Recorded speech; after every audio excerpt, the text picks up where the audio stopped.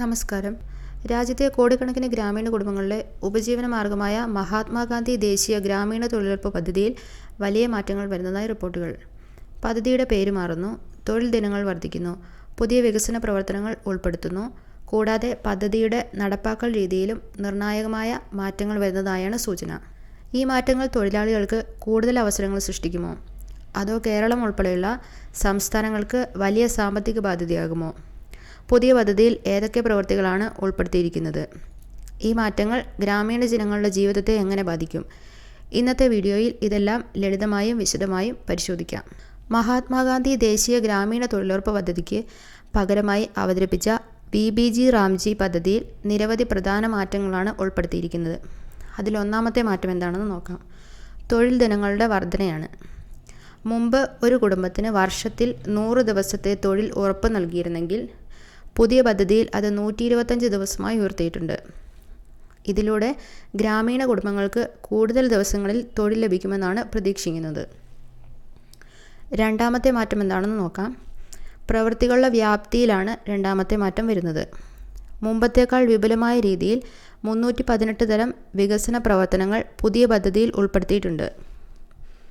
ഇവ 4 പ്രധാന വിഭാഗങ്ങളായി തിരിച്ചിരിക്കുന്നു. ജലസുരക്ഷാ പദ്ധതികൾ. തടയണകൾ, കിണറുകൾ, കനാലുകൾ, മഴവെള്ള സംഭരണികൾ എന്നിവയ്ക്ക് കൂടുതൽ പ്രാധാന്യം നൽകുന്നു. ഗ്രാമീണ അടിസ്ഥാന സൗകര്യ വികസനം.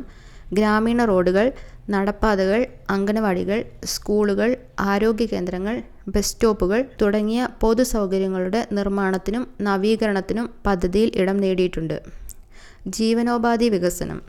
ക്ഷീരകർഷകർക്കുള്ള അടിസ്ഥാന സൗകര്യങ്ങൾ, മത്സ്യകൃഷി കേന്ദ്രങ്ങൾ, കൃഷിയുമായി ബന്ധപ്പെട്ട വികസന പ്രവർത്തനങ്ങൾ, മാലിന്യ സംസ്കരണ സംവിധാനങ്ങൾ, ഗ്രാമീണ ചന്തകൾ എന്നിവയും പദ്ധതിയുടെ ഭാഗമാകുന്നു. ദുരന്ത നിവാരണ പ്രവർത്തനങ്ങൾ. വെള്ളപ്പൊക്കം, ചുഴലിക്കാറ്റ്, കാട്ടുതീ തുടങ്ങിയ പ്രകൃതി ദുരന്തങ്ങളെ പ്രതിരോധിക്കുന്ന അടിസ്ഥാന സൗകര്യങ്ങൾ സൃഷ്ടിക്കുന്നതിനും പ്രത്യേക പ്രാധാന്യം നൽകിയിട്ടുണ്ട്. നടപ്പിലാക്കൽ രീതിയിലും മാറ്റമുണ്ട്.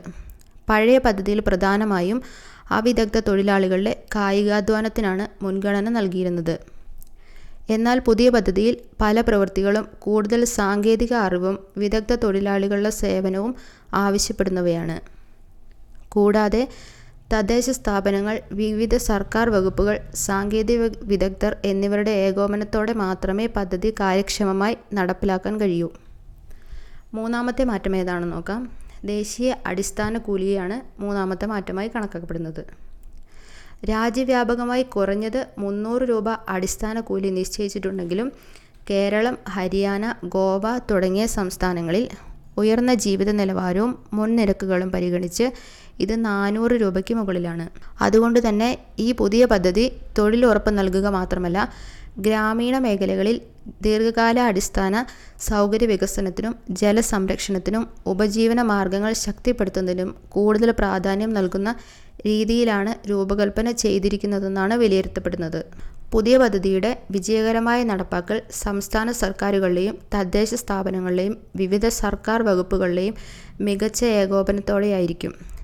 പദ്ധതി യാഥാർത്ഥ്യത്തിൽ ഗ്രാമീണ ജനങ്ങളുടെ ജീവിത നിലവാരം മെച്ചപ്പെടുത്തുമോ, തൊഴിലവസരങ്ങൾ വർദ്ധിപ്പിക്കുമോ എന്നത് വരും ദിവസങ്ങളിൽ വ്യക്തമാകും. ഈ പദ്ധതിയുമായി ബന്ധപ്പെട്ട കൂടുതൽ ഔദ്യോഗിക അപ്ഡേറ്റുകളും സർക്കാരിൻ്റെ പുതിയ തീരുമാനങ്ങളും ലഭ്യമാകുന്ന മുറയ്ക്ക് അതിൻ്റെ വിശദാംശങ്ങൾ നിങ്ങളിലേക്ക് എത്തിക്കുന്നതാണ്.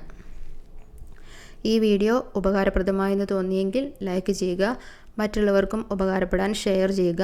സർക്കാർ പദ്ധതികൾ, പുതിയ നിയമങ്ങൾ, ആനുകൂല്യങ്ങൾ എന്നിവയെക്കുറിച്ചുള്ള വിശ്വസനീയമായ വിവരങ്ങൾ ആദ്യം ലഭിക്കാൻ ഞങ്ങളുടെ ചാനൽ സബ്സ്ക്രൈബ് ചെയ്യാനും ബെല്ലൈക്കൺ അമർത്താനും മറക്കരുത്.